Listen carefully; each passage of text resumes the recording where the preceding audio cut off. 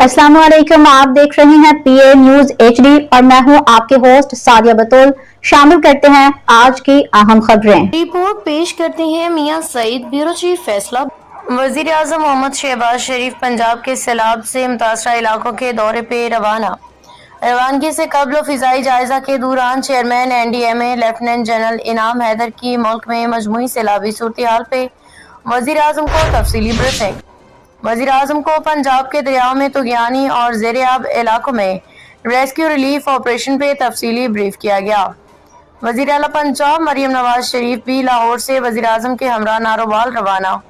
दौरान सफर सैलाबी सूरत हाल पे गुफ्तगू चेयरमैन एनडीएमए ने ब्रीफिंग दी। वजीर आजम मोहम्मद शहबाज शरीफ ने सैलाब ज़दा इलाकों का फिजाई जायजा लेते हुए सैलाबी सूरत हाल से बचाव रिलीफ ऑपरेशन में तमाम जरूरी इकदाम करने की हिदायत जारी की।